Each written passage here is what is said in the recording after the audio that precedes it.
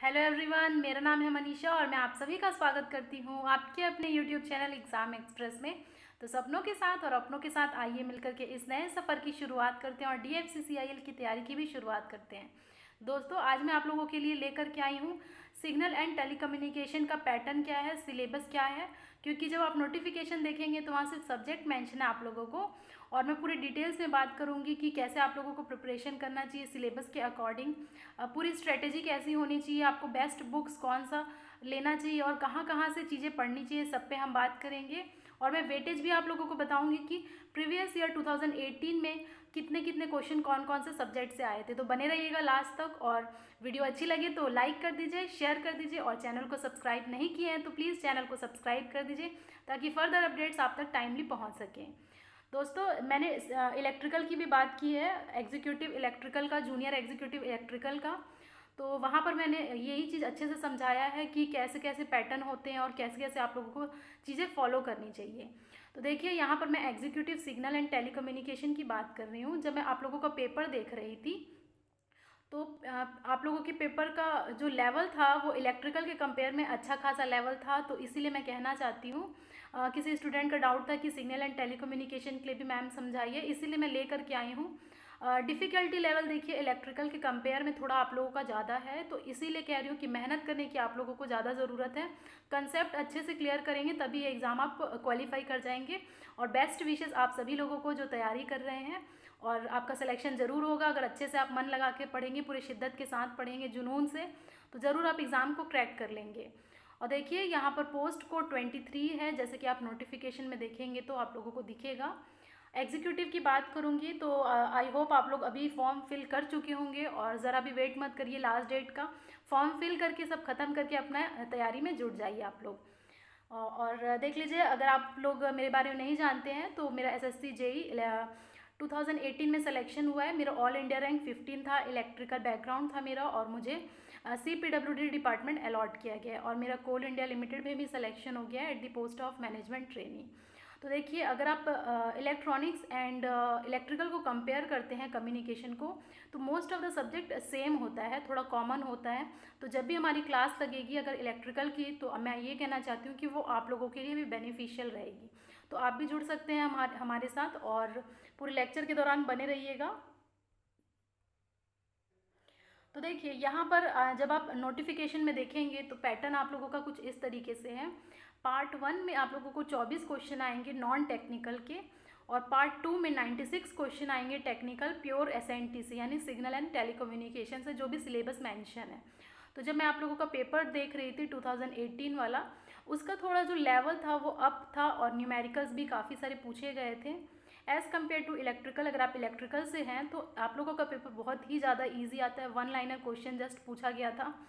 तो आप लोगों को अच्छे से पढ़ना है और क्वेश्चन ज़्यादा से ज़्यादा सॉल्व करना है। और सिग्नल एंड टेलीकम्युनिकेशन स्टूडेंट के लिए मैं ये कहना चाहूँगी कि आप लोगों का कंसेप्ट बहुत क्लियर होना चाहिए, क्योंकि आप लोग को समझ में आना चाहिए अगर ये क्वेश्चन आया है तो इसका सोल्यूशन कैसा होगा। बिल्कुल आप टाइम वेस्ट नहीं कर सकते, क्योंकि एनालॉग इलेक्ट्रॉनिक्स और इलेक्ट्रॉनिक्स डिवाइसेस से अच्छे खासे आपके क्वेश्चन आए हुए हैं। इसीलिए मैं आप लोगों को बताना चाह रही हूँ कि देखिए, आप लोग का कंसेप्ट अच्छा क्लियर होना चाहिए, फिर ही आगे बढ़िएगा। और यहाँ पर नॉन टेक में जैसा कि देख रहे हैं आप, चाहे सिविल के हों, चाहे इलेक्ट्रिकल के हों, चाहे इलेक्ट्रॉनिक्स के हों, चाहे मैकेनिकल से हों, general knowledge, general aptitude slash reasoning, तो ये सभी लोगों के लिए कॉमन है, और इसका भी मैं जल्दी शुरू करने वाली हूँ। तो बने रहिएगा हमारे साथ, और लाइक करते रहिए, शेयर करते रहिए, और सब्सक्राइब नहीं किए तो सब्सक्राइब भी कर दीजिए। जनरल नॉलेज में तो सिंपल 12 क्वेश्चन आए हुए हैं आपके पेपर में, और एप्टीट्यूड रीजनिंग से 12 क्वेश्चन आया है। या स्लैश है, यानी कि एप्टीट्यूड भी आ सकता है, रीजनिंग भी आ सकता है, या दोनों को मिला करके भी आपके पेपर में पूछा जा सकता है। तो दोस्तों, आई होप ये आप लोगों को क्लियर होगा। जनरल नॉलेज में आप लोगों को history, geography, polity, economics, day to day life में क्या हो रहा है, करंट अफेयर, कुछ भी पूछ सकता है। अब आते हैं, देखिए, टेक्निकल सेक्शन। तो जब मैंने टेक्निकल सेक्शन में देखा और 2018 का मैंने पेपर एनालिसिस किया, तो कुछ जो मैं डाउनलोड की थी, जहाँ से मैंने लिया है उसका PDF 2018 वाला, वहाँ पर जैसे इंजीनियरिंग मैथमेटिक्स दिया है, जैसे इंजीनियरिंग मैथमेटिक्स दिया हुआ है, और वहाँ पर आप लोगों को क्वेश्चन किसी और सब्जेक्ट के दिए हैं, डिजिटल इलेक्ट्रॉनिक्स के, कहीं नेटवर्क लिखा है तो कहीं कुछ दिया है। तो अगर ऐसा आप लोगों के फाइनल पेपर में होता है तो घबराने वाली कोई बात नहीं है, क्योंकि आपकी प्रिपरेशन इतनी अच्छी होगी कि ये छोटी छोटी चीज़ों से आप लोगों को फ़र्क ही नहीं पड़ेगा। तो देखिए, जैसे मैंने एग्ज़ाम क्रैक किया है, आप लोग भी कर सकते हैं। आप लोगों को सिर्फ बहुत मेहनत करने की ज़रूरत है, प्रॉपर नोट्स बनाने की ज़रूरत है, फिर इजी आप कोई भी एग्ज़ाम क्रैक कर सकते हैं। तो इलेक्ट्रॉनिक स्टूडेंट के लिए मैं खास करके कहना चाहती हूँ, देखिए बहुत ही कम आप लोगों के लिए गवर्नमेंट जॉब निकलती है, क्योंकि कई पोस्टें कम होती हैं। लेकिन इसमें आप लोगों के लिए ये बेनिफिट है कि पोस्ट बहुत ज़्यादा है और अच्छी खुशखबरी है आप लोगों के लिए। तो बिल्कुल भी आप मिस मत करिए इस अपॉर्चुनिटी को, बेस्ट अपना यूटिलाइज़ करके फाइनल लिस्ट में अपना नाम लाइए और हमसे आके मिलिए। हम भी आपका इंटरव्यू कंडक्ट कराएंगे और फिर आप सबको बताइएगा कि आपने कैसे प्रिपरेशन की और कहाँ से प्रिपरेशन की। तो अच्छा लगेगा मुझे, और मैं आप लोगों के पूरे जर्नी में साथ रहूँगी, बने रहूँगी। तो मेरे साथ बने रहिएगा आप लोग भी, और जल्दी आप लोगों का सिलेक्शन हो जाए, ये मैं उम्मीद करती हूँ। तो देखिए, जब 2018 का पेपर आप देखेंगे तो analog electronics and electronic circuit, यहाँ से आप लोगों को करीबन 22 क्वेश्चन देखने को मिलेंगे। तो ये आप समझ सकते हैं कि एज अ इलेक्ट्रॉनिक स्टूडेंट ये सब्जेक्ट आप लोगों के लिए कितना वेटेज रखता है। अगर ये सब्जेक्ट आप लोग का वीक है तो देखिए इसको आप स्ट्रॉन्ग करिए, कहीं से भी आप पढ़िए, कैसे भी पढ़िए, लेकिन ये सब्जेक्ट में आप लोगों का जो कमांड होना चाहिए वो बहुत ही अच्छा होना चाहिए, क्योंकि 22 क्वेश्चन वेटेज रखता है, मायने रखता है आपके पूरे सिलेक्शन के लिए। तो इलेक्ट्रॉनिक्स में सर्किट में मैं यही कहूँगी कि आपका डायोड का कंसेप्ट सबसे अच्छा होना चाहिए, तभी आप आगे सॉल्व कर पाएंगे क्वेश्चंस को। फिर देखिए, डिजिटल सर्किट जब मैं देख रही थी तो वहाँ 19 क्वेश्चन करीबन आप लोगों के पेपर में पूछा गया है, और फिर कम्युनिकेशन के 13 क्वेश्चन आए हुए हैं, सिग्नल सिस्टम से 14 क्वेश्चन आए हुए हैं, कंट्रोल सिस्टम से 16 क्वेश्चन, नेटवर्क थ्योरी से 5 क्वेश्चन आए हुए हैं, इलेक्ट्रोमैग्नेटिक से जिसे हम EMT बोलते हैं 4 क्वेश्चन आए हुए हैं, और इंजीनियरिंग मैथमेटिक्स से 1 क्वेश्चन प्रोबेबिलिटी का आया हुआ था। अब दोस्तों आइए देख लेते हैं एक एक करके अच्छे से सिलेबस आखिर पूछता क्या है, क्योंकि बहुत सारे लोगों को अभी भी डाउट रहता है कि इसकी कंट्रोल सिस्टम तो बोल दिया, लेकिन अंदर पूछेगा क्या, सिलेबस क्या है इसका ओवरऑल। तो देखिए, एज अ इलेक्ट्रॉनिक इंजीनियर अगर आप कंट्रोल सिस्टम पढ़ रहे हैं तो आप लोगों को ये सब टॉपिक कवर करना बहुत ही ज़रूरी है, क्योंकि ये डिप्लोमा लेवल का पेपर है। लेकिन आप देखेंगे पेपर का तो अच्छा खासा आप लोगों का लेवल है, इसीलिए जब आप कट ऑफ भी देखेंगे तो वहाँ पर आप लोगों की कट ऑफ कम गई हुई है as compared to electrical student, जो आगे मैं बात करूँगी। तो इसीलिए आप बहुत ही मेहनत आप लोगों को करने की ज़रूरत है दोस्तों, बार बार मैं बोल रही हूँ। और यहाँ पर देख लीजिए, कंट्रोल सिस्टम का ट्रांसफ़र फंक्शन है। आप लोगों को चाहे तो ट्रांसफ़र फंक्शन का डेफिनेशन पूछेगा या फिर इससे रिलेटेड क्वेश्चन पूछ सकता है कि determine the transfer function of the following question. उसके बाद आएगा ब्लॉक डायग्राम रिप्रेजेंटेशन। इसमें हमारे बहुत सारे ऐसे कंसेप्ट होते हैं जो डायरेक्ट पूछा जाता है। सिग्नल फ्लो ग्राफ जिसे हम बोलते हैं SFG, इसकी प्रॉपर्टी पूछती है जनरली। फीडबैक से क्वेश्चन पूछा जाता है, पॉजिटिव नेगेटिव फीडबैक और नेगेटिव फीडबैक का एडवांटेज क्या है, ये सब पे क्वेश्चन आते हैं। LTI सिस्टम के बारे में पूछता है, लीनियर टाइम इन्वेरिएंट सिस्टम। तो आप देखेंगे प्रीवियस ईयर का क्वेश्चन उठा करके, तो आप लोगों को इस टॉपिक से देखने को मिलता है बहुत सारी questions. Frequency and time response से कुछ क्वेश्चन पूछा जाता है, जिसमें हम बहुत सारी चीज़ें पढ़ते हैं। पीक टाइम क्या होता है, सेटलिंग टाइम क्या होता है, ये सब आप लोगों को बहुत ही ज़रूरी है। Maximum peak overshoot, damping ratio, under damped है कि ओवर डैम्ड है, क्रिटिकल डैम्ड है, ये सब चीज़ों पे आप लोगों की अच्छी कमांड होनी चाहिए। फिर आता है स्टेबिलिटी। स्टेबिलिटी से तो एक क्वेश्चन फिक्स है आप लोगों के एग्जाम में। उसके बाद आता है राउथ, हॉर्विट्ज़ एंड रूट लोकस। तो इस पे बेस्ड न्यूमेरिकल तो नहीं पूछेगा, लेकिन इससे रिलेटेड प्रॉपर्टी ज़रूर पूछ लेगा आप लोगों को। और कंपनसेटर में जैसे देखिए, हम लोग lead compensator, lag compensator, lead lag compensator ये सब पढ़ते हैं, और इसकी प्रॉपर्टी आप लोगों के एग्जाम के लिए बहुत ही इंपॉर्टेंट है। तो जब भी अगर आप नोट्स बना रहे हैं तो वहाँ पर आप लीड लैग अच्छे से बनाइए, लैग का क्या प्रॉपर्टी है, लीड की क्या प्रॉपर्टी है, सब कुछ। और हमारा कंट्रोल सिस्टम का क्लास भी जल्दी स्टार्ट हो जाएगा, तो आप उसको अटेंड कर सकते हैं। वो electrical and electronics student communication दोनों के लिए ही इंपॉर्टेंट है। बिल्कुल सेम सिलेबस है, कुछ भी अलग आप लोगों को नहीं पढ़ना है। तो बने रहिए, जल्दी मैं स्टार्ट करने वाली हूँ, और ख़ास करके DFCCL के लिए हम स्टार्ट कर देंगे जल्द से जल्द। सिलेबस कवर करने की कोशिश करूँगी, क्योंकि टाइम बहुत कम है आप लोगों के पास। जून में टेंटेटिव डेट है, तो मैक्सिमम पॉसिबिलिटी है कि आप लोगों का एग्ज़ाम कंडक्ट करा दिया जाएगा दोस्तों। फिर आता है देखिए कंट्रोलर। तो यहाँ पर PD controller, P controller, proportional, integral, derivative, इस टाइप से क्वेश्चन पूछे जाते हैं। प्रॉपर्टी बेस्ड सिंपल क्वेश्चन आते हैं। नाइक्विस्ट प्लॉट है। फिर गेन मार्जिन, फेस मार्जिन से आप प्रीवियस ईयर में क्वेश्चन देखेंगे। डेफिनेटली इस साल भी आप लोगों को इस टॉपिक से क्वेश्चन जरूर देखने को मिलेगा। Gain cross over frequency, face cross over frequency etcetera. तो इतने सारे आप लोगों को देखिए टॉपिक को कवर करना है। सब्जेक्ट बहुत इंपॉर्टेंट है, 16 क्वेश्चन जैसा कि आप लोगों ने देखा आया हुआ है। तो इस बार भी चांसेस है कि 16 से 17 क्वेश्चन आप लोगों को कंट्रोल सिस्टम से पूछा जाएगा। अब आते हैं नेटवर्क थ्योरी में। तो नेटवर्क थ्योरी में आप लोगों को बहुत ही कमांड होना चाहिए। इससे मैक्सिमम आप लोगों को न्यूमेरिकल क्वेश्चन ही देखने को मिलेगा, आपके प्रीवियस ईयर में हो चाहे इस साल हो, न्यूमेरिकल ज़रूर से पूछेगा आप लोगों से। उसके बाद देख लीजिए यहाँ पर जितने भी बेसिक कंसेप्ट है पहले वो आप लोगों को क्लियर होना चाहिए कि रेजिस्टेंस क्या होता है, inductance, impedance, voltage, current, power, इनका यूनिट क्या होता है, कैसे कैलकुलेट किया जाता है, फॉर्मूला। फिर बेसिक ओम्स लॉ पता होना चाहिए। यानी कि मैं ये कहना चाहती हूँ कि आपको सबसे पहले बेसिक अच्छे से पता होना चाहिए, फिर उसके बाद आप एडवांस में जा सकते हैं न्यूमेरिकल सॉल्व करने की तरफ।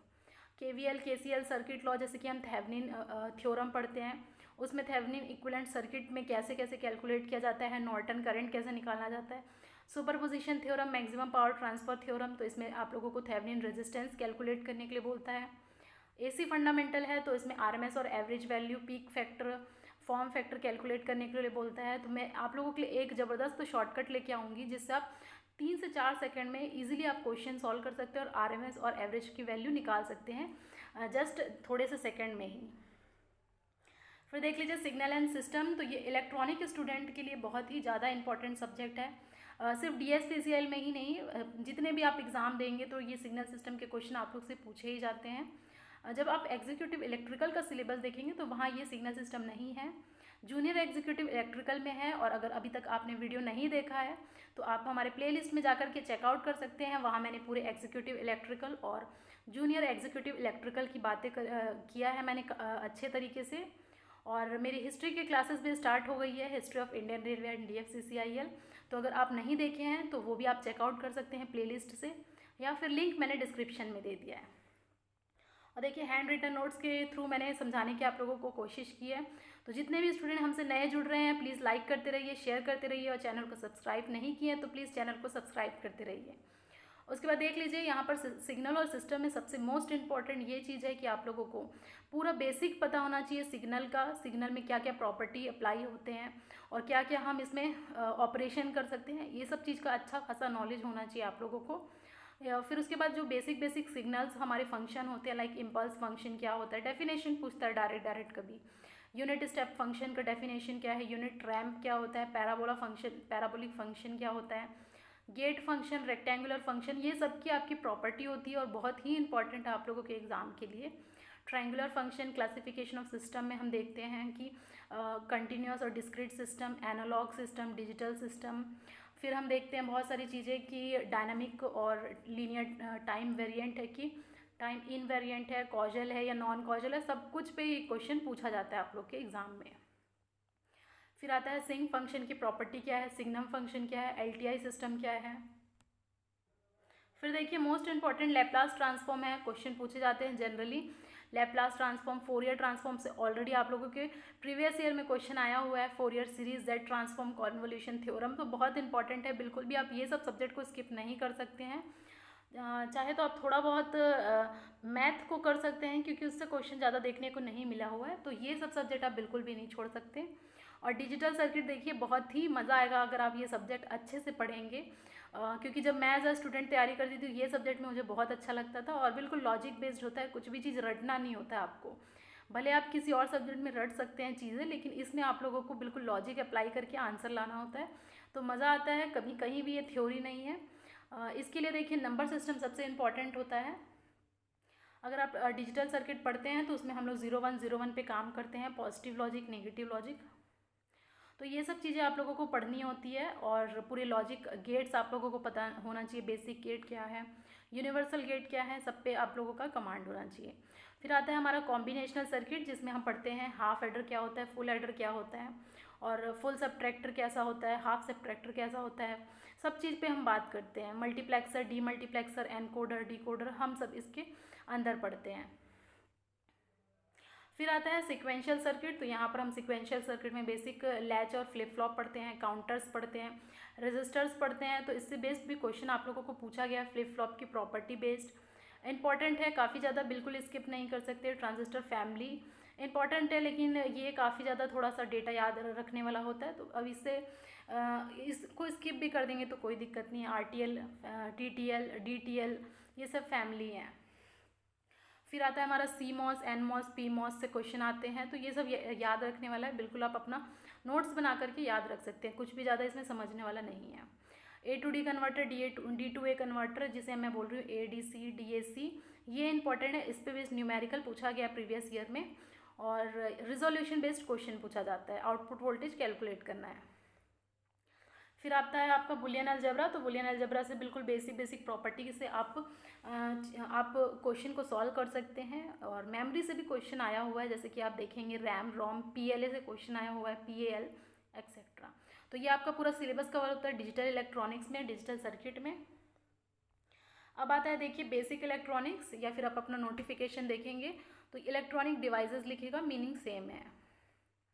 इसमें आप लोगों को जो सबसे मोस्ट इम्पॉर्टेंट है, अगर आप स्टार्ट कर रहे हैं तो आप लोगों को पूरी एक एक प्रॉपर्टी पता होनी चाहिए पूरे डायोड का। सेमीकंडक्टर डायोड, PN डायोड क्या होता है, जेनर डायोड क्या होता है, टनल डायोड क्या होता है, Zener diode as a voltage regulator. तो ये इंपॉर्टेंट है, आप बिल्कुल इसे छोड़े बिना आप स्टार्ट नहीं कर सकते हैं EDC अपना। उसके बाद ट्रांजिस्टर आता है, BJT, फुल फॉर्म पूरा आप लोग को पता होना चाहिए। फिर आता है FET, field effect transistor, MOSFET, पूरा फॉर्मूला आप बताइए। JFET, PN junction, LED, IC, integrated circuit, energy band क्या होता है कंडक्टर का, सेमीकंडक्टर का, इंसुलेटर का। तो ये सब कुछ आप लोगों को पता होना चाहिए। फर्मी लेवल क्या होता है, drift current and diffusion current क्या होता है, फॉर्मूला क्या होता है। मोबिलिटी पे भी क्वेश्चन आता है, कई बार यूनिट पूछ देता है या फिर न्यूमेरिकल दे देता है, फोटो डायोड। तो इस टाइप का आप लोगों को पूरा कमांड होना चाहिए आपके इलेक्ट्रॉनिक्स में। उसके बाद आता है देखिए एनालॉग सर्किट। तो ये एडवांस फॉर्म है हमारे बेसिक इलेक्ट्रॉनिक्स का। तो यहाँ पर एप्लीकेशन बेस्ड क्वेश्चन पूछा जाता है आप लोगों से, यानी कि स्मॉल सिग्नल इक्विवेलेंट सर्किट बोलेगा डायोड का, और इस पर आपको न्यूमेरिकल देखने को मिलेगा BJT डायोड से। तो एक बार मैं ये कहूँगी कि आप प्रीवियस ईयर पेपर उठा करके देखिए, और घबराइएगा मत, क्वेश्चन बन जाएंगे आप लोगों से, सिर्फ कंसेप्ट आपको बनाना है। तो BJT के क्वेश्चन आए हुए हैं, वहाँ पर आप लोगों को बीटा कैलकुलेट करने बोला है, VC कैलकुलेट करने बोलता है। तो ये सब बेस्ड क्वेश्चन आता है। मॉसफेट है, रेक्टिफायर में हाफ वेव और फुल वेव रेक्टिफायर आपको पढ़ना होता है, पूरी उसकी प्रॉपर्टी याद रखना पड़ेगा, पिक फैक्टर कितना होता है और सब कुछ, एफिशिएंसी कितनी होती है, क्लिपर क्लैम्पर, बायसिंग से क्वेश्चन आए हुए हैं आप लोग से। न्यूमेरिकल इसमें ज़्यादा क्वेश्चन पूछा गया है। Mid frequency small signal analysis. अब देखिए ओपैम, तो अगर आप इलेक्ट्रॉनिक स्टूडेंट है तो ऐसा हो ही नहीं सकता कि आपको ओपैम के क्वेश्चन ना आते हो, बहुत इंपॉर्टेंट है। न्यूमेरिकल पूछता है, इसकी प्रॉपर्टी आप लोगों को पता होना चाहिए, और मेनली कैलकुलेट करने बोलता है V0 आउटपुट वोल्टेज निकालिए, और आप लोग को इन्वर्टिंग और नॉन इन्वर्टिंग का केस दे देगा। तो मैं यही कहूँगी कि आपको बहुत ज़्यादा प्रैक्टिस करने की ज़रूरत है न्यूमेरिकल पे भी और थ्योरी पे भी। फिर आता है ऑसिलेटर, फंक्शन जनरेटर, टाइमर। तो ये सब याद रखने वाली चीज़ें हैं, मल्टी वाइब्रेटर। फिर लास्ट में आता है देखिए इंजीनियरिंग मैथमेटिक्स। तो इसमें मैंने सिलेबस लिख दिया है, linear algebra, calculus, differential calculus, vector analysis, complex analysis, probability and statistics. लेकिन मैं यही कहूँगी कि आप इस सब्जेक्ट को फोकस करने के बजाय अदर सब्जेक्ट जितना भी मैंने डिस्कस किया है आप उसको फोकस करें, क्योंकि ये टफ होता है इंजीनियरिंग मैथमेटिक्स और कंसेप्ट की ज़रूरत है। एक क्वेश्चन आया हुआ है प्रोबेबिलिटी से, तो चाहे तो आप इस सब्जेक्ट को स्किप कर सकते हैं, क्योंकि और भी सब्जेक्ट पढ़ना होता है। इससे 2 या 3 क्वेश्चन भी आएगा तो उससे ज़्यादा आप लोग को फ़र्क नहीं पड़ेगा। अगर आपने 12th तक मैथ किए हैं, आप लोग पढ़े हैं, तो ईजिली फिर क्वेश्चन सॉल्व कर लेंगे। लेकिन मेरे हिसाब से इस पर एफर्ट आप लोग को करने की उतनी ज़्यादा ज़रूरत नहीं है। फिर आता है कम्युनिकेशन सिस्टम, और ये इलेक्ट्रॉनिक्स स्टूडेंट के लिए तो मोस्ट इंपॉर्टेंट सब्जेक्ट होता है, तो इसे आप स्किप नहीं कर सकते हैं। इसमें आप लोगों को एनालॉग और डिजिटल कम्युनिकेशन दोनों ही पढ़ना होता है, जैसे कि एंगल मॉड्यूलेशन, डीमॉड्यूलेशन, सब कुछ, एम्पलीट्यूड मॉड्यूलेशन बेस्ड क्वेश्चन भी आया है पिछले साल। डिजिटल कम्युनिकेशन में PCM, DPCM, डिजिटल मॉड्यूलिकेशन स्कीम। तो इसको कंपेयर करके पूछता है कि बैंडविड्थ किसका ज़्यादा है, किसका कम है, सब पे ये बात करता है। न्यूमेरिकल कम आता है इससे, लेकिन थ्योरी आप लोगों को एक एक चीज़ अच्छे से पता होनी चाहिए। फिर आता है हमारा FSK, ASK, PSK, TDMA, CDMA, FDMA, time division, multiple access, code division, multiple access, frequency division, multiple access, signal to noise ratio, BER etcetera. तो ये सब आप लोगों को पढ़ना होगा। फिर आता है इलेक्ट्रोमैग्नेटिक। तो मैं यही कहूँगी कि अगर आप लोग इलेक्ट्रोमैग्नेटिक अभी स्टार्ट नहीं किए हैं या पहली बार पढ़ रहे हैं, तो आप लोगों को बिल्कुल पूरा टॉपिक एकदम ज़्यादा कवर करने की ज़रूरत नहीं है, क्योंकि ये थोड़ा सब्जेक्ट टफ होता है और इसमें थोड़ा आप लोगों को कंसेप्ट इमेजिनेशन की ज़रूरत पड़ती है इस सब्जेक्ट के लिए। तो अगर आप थोड़ा बहुत ऊपर ऊपर पढ़ना चाहते हैं तो आप मैक्सवेल इक्वेशन देख करके जाइए, कैरेक्टरिस्टिक्स, इम्पीडेंस वगैरह का क्वेश्चन देख करके जाइए।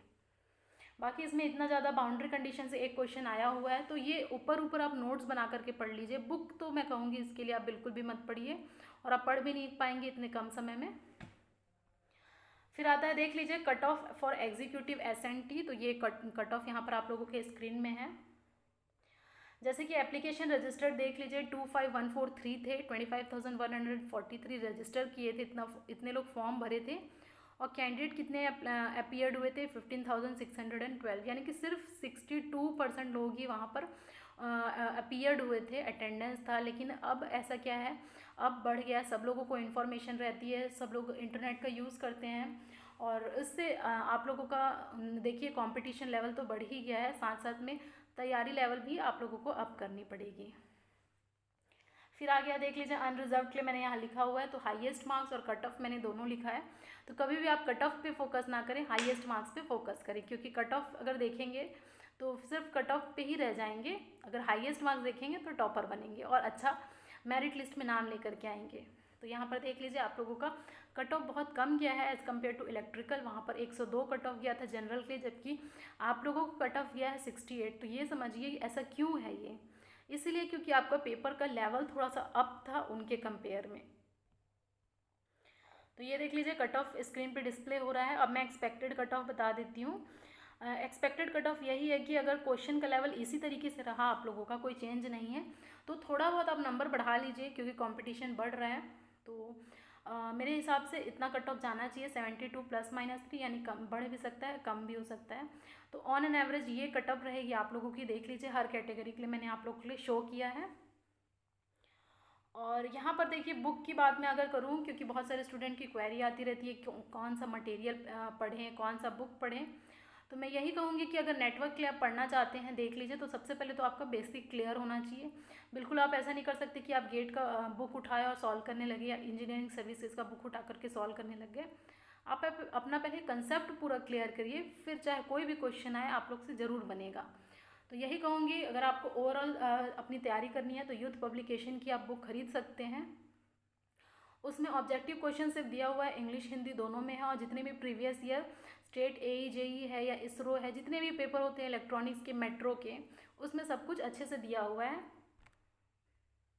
लेकिन ये है कि आप चीज़ें रट नहीं सकते, उसमें इतने हाई लेवल का नहीं दिया हुआ है, इसलिए मैं बोल रही हूँ कि आप तब सॉल्व करें जब आपका कंसेप्ट पूरा क्लियर हो। अदरवाइज़ पहले अपना कंसेप्ट क्लियर करिए, अदरवाइज़ उसी के बाद आप क्वेश्चन सॉल्व कर पाएंगे, अदरवाइज़ नहीं कर पाएंगे। तो बेसिक आपका कंसेप्ट क्लियर करने के लिए इलेक्ट्रिकल की बुक आती है VK मेहता, उसमें बहुत ही अच्छे से दिया हुआ है, चाहे तो आप BL थरेजा भी यूज़ कर सकते हैं। और प्रीवियस ईयर SSC के इलेक्ट्रिकल के क्वेश्चन आप सॉल्व कर सकते हैं, वहाँ पर बहुत सारे न्यूमेरिकल दिए हुए हैं, उतने लेवल का आपका नेटवर्क आया हुआ है। चाहे तो आप स्टेट का असिस्टेंट इंजीनियर का पेपर भी सॉल्व कर सकते हैं, वो ईजिली अवेलेबल है। अगर आप वेबसाइट में जाते हैं तो कहीं भी आपको पेपर मिल जाएगा। फिर आता है डिजिटल सर्किट के लिए, तो मैं कहूँगी बिल्कुल भी बुक पढ़ने की आपको इसके लिए ज़रूरत नहीं है। आप कहीं से भी अपना क्लासरूम का नोट्स देख सकते हैं, या फिर प्रीवियस ईयर क्वेश्चन को देख सकते हैं। और इसके लिए जो बुक आएगी, अगर आप पढ़ना चाहते हैं, तो गोडसे एंड बख्शी की बुक रेफ़र कर सकते हैं। लेकिन इतनी ज़रूरत नहीं होती है, आपको कंसेप्ट ईजिली क्लियर हो जाता है जब आप पढ़ेंगे किसी भी क्लास नोट से। फिर आता है सिग्नल एंड सिस्टम, तो उसके लिए स्टैंडर्ड टेक्स्ट बुक होती है फॉरेन राइटर की, ओपनहैम। मैं रिकमेंड नहीं करूँगी, क्योंकि अगर आपको गेट की तैयारी करनी होती या इंजीनियरिंग सर्विसेज की, तो मैं ज़रूर रिकमेंड करती आप लोगों को। लेकिन इतने कम ड्यूरेशन में बुक पढ़ना इतना आसान नहीं होता है, और क्लास नोट्स आप रेफ़र कर सकते हैं। उसके बाद आपको समय बचा तो संजय शर्मा से देख लीजिए, या तो कंसेप्ट क्लियर करने के लिए ठीक है, और आप प्रीवियस ईयर क्वेश्चन सॉल्व करिए जितने भी आपके AE JE में आए हुए हैं। गेट का क्वेश्चन मत सॉल्व करिएगा, क्योंकि वहाँ लॉजिकल क्वेश्चन बहुत ज़्यादा पूछे जाते हैं, और आप लोगों का इतना ज़्यादा गेट का लेवल नहीं रहेगा, लेकिन लेवल फिर भी अच्छा है आप लोगों का। और उसके बाद बेसिक इलेक्ट्रॉनिक डिवाइस या एनालॉग सर्किट का हूँ मैं, तो ये तीनों के लिए Godse and Bakshi best book है। अगर आप बिगनर हैं, फ्रेशर हैं और अपने कंसेप्ट क्लियर करना चाहते हैं तो आप इसको रेफ़र कर सकते हैं। उसके बाद आप जब पढ़ लिए हों तब आप प्रीवियस का AJE पेपर लगा सकते हैं। और अगर किसी के पास समय बचता है तो इंजीनियरिंग सर्विसेज के लगा लीजिए, कोई प्रॉब्लम नहीं है। फिर आता है कंट्रोल सिस्टम के लिए। तो अगर मैं स्टैंडर्ड टेक्स्ट बुक की बात करूँ तो BS मान की एक अच्छी बुक है, सिंगल बुक है। अगर आप पढ़ना चाहेंगे तो इसमें अच्छे से कंसेप्ट पूरे दिया हुआ है आप लोगों को, और या फिर आप प्रीवियस ईयर क्वेश्चन सॉल्व कर सकते हैं। इलेक्ट्रोमैग्नेटिक के लिए तो मैं यही कहूँगी, स्ट्रिक्टली कोई भी बुक आप नहीं पढ़िए, बिल्कुल भी अपने नोट्स खुद के बनाइए। क्लासरूम प्रोग्राम से चाहे आप ज्वाइन किए हों वहाँ से पढ़िए, लेकिन बुक आप बिल्कुल अभी नहीं प्रेफर करिए। तो जैसा कि मैंने कहा, इंजीनियरिंग मैथमेटिक्स के लिए BS ग्रेवाल की इतनी मोटी बुक आती है और बिल्कुल पॉसिबल नहीं है ये पढ़ना आप लोगों के। तो इस पर्टिकुलर सब्जेक्ट को आप स्किप भी कर सकते हैं। एक क्वेश्चन आया हुआ है प्रोबेबिलिटी का, तो वो अगर आप नॉर्मल कॉमन सेंस से बनाएंगे तो बन जाएगा। इतना एफर्ट करने की इस सब्जेक्ट में मेरे ख्याल से आप लोग को DFCCIL में ज़रूरत नहीं है, लेकिन आप गेट वेट की तैयारी कर रहे हैं तब वहाँ पर आप लोगों को बहुत इंपॉर्टेंट है। फिर आता है आपका मोस्ट फेवरेट सब्जेक्ट कम्युनिकेशन। तो कम्युनिकेशन के लिए संजय शर्मा बेस्ट बुक है, और या आप नोट्स भी रिफ़र कर सकते हैं अपना। और उसके बाद तो आता है प्रीवियस ईयर क्वेश्चन JEE का। तो हर सब्जेक्ट में आप लोगों को प्रीवियस ईयर क्वेश्चन देखना ही है। और सबसे पहले मैं यही कहूँगी कि DFCCIL का पेपर निकालिए, चाहे लैपटॉप में ओपन करिए और उसको पहले एनालिसिस करके फिर आगे बढ़िए। तब आप लोग को लेवल समझ में आएगा कि किस लेवल का आपको प्रिपरेशन की ज़रूरत है। तो दोस्तों ये मैंने पूरा बता दिया आप बुक वगैरह को लेकर के। अगर कोई डाउट होगा तो आप मुझे कमेंट सेक्शन में कमेंट कर सकते हो, मैं रिप्लाई देने की बिल्कुल आप लोगों को कोशिश करूँगी। फिर आता है देखिए प्रिपरेशन स्ट्रेटेजी फॉर DFCCIL। तो मैं सबसे पहले यही बात कहूँगी कि आप लोग अभी से अच्छे से नोट्स बनाइए, चाहे तो कम क्वेश्चन करिए लेकिन प्रॉपर अपना नोट्स बनाइए सटीक एकदम, कि अगर आप रिवीजन करने जा रहे हैं तो बिल्कुल आपको समझ में आ जाए अपना नोट्स। बिना नोट्स का आप सोचेंगे कि आप तैयारी करके जाएं और कैसे भी क्वेश्चन सॉल्व करके आए तो थोड़ा मुश्किल होता है। शॉर्ट नोट्स बनाइए, और कम से कम अगर आप सिग्नल एंड टेलीकम्युनिकेशन के स्टूडेंट हैं तो अगर आप सच में ये एग्ज़ाम क्रैक करना चाहते हैं तो अभी से आप लोगों को 11 से 13 घंटे की ज़रूरत है, अदरवाइज़ आप क्रैक नहीं कर पाएंगे, और यही सच है। तो मैं आप लोगों के साथ हूँ, बने रहिए और लाइक करते रहिए, शेयर करते रहिए, और 12 घंटा पढ़ना ना भूलें, क्योंकि इतना रिक्वायरमेंट है। इसलिए मैं बोल रही हूँ, अगर आप इलेक्ट्रिकल के स्टूडेंट होते, क्योंकि थोड़ा सा लेवल उनका डाउन है, तो उन्हें 8 से 10 घंटे पढ़ेंगे तो भी चलेगा, लेकिन आप लोग को ज़्यादा पढ़ने की रिक्वायरमेंट है with a proper schedule. Aptitude reasoning का टाइम अलग करके आप लोगों को कम से कम 10 घंटा टेक्निकल पे फोकस करना ही है, और ये सिर्फ 2 महीने की बात है। इतना पढ़ेंगे तभी आप लोग का सिलेक्शन होगा, अदरवाइज इतनी जल्दी कवर करना सिलेबस मुश्किल रहेगा। फिर रेगुलर रिवीजन करते रहिए, जैसा कि मैंने कहा, क्योंकि थोड़ा सा कंसेप्ट है एनालॉग सर्किट और इलेक्ट्रॉनिक डिवाइसेस में, उसको आप लोग को पढ़िए अच्छे से। और फिर यही है कि आप लोग जब अपना कंसेप्ट क्लियर कर पाएंगे तो प्रीवियस ईयर क्वेश्चन उठा करके लगाते रहिए, और अगर टेस्ट सीरीज़ बाई की हैं तो टेस्ट सीरीज़ देते रहिए, तभी आप लोगों को अपना लेवल पता चलेगा कि आप किस लेवल में अभी हैं और किस लेवल तक आप लोगों को जाना है। और उसके बाद इम्पॉर्टेंट पॉइंट मैंने ये लिखा हुआ है कि बेसिक कंसेप्ट आपके बहुत ही ज़्यादा स्ट्रांग होने चाहिए अगर आप एडवांस लेवल में जाना चाहते हैं। तो बेसिक कंसेप्ट पहले क्लियर करिए, फिर आप देखेंगे कि कोई भी क्वेश्चन आप लोग को टफ नहीं लगेगा। फिर फोकस करिए मेन सब्जेक्ट में जिसका हाई वेटेज है, जैसे कि मैंने बताया, पहले इलेक्ट्रॉनिक्स की अच्छे से सब्जेक्ट करिए, उसके बाद आप आइएगा मैथ और EMT में।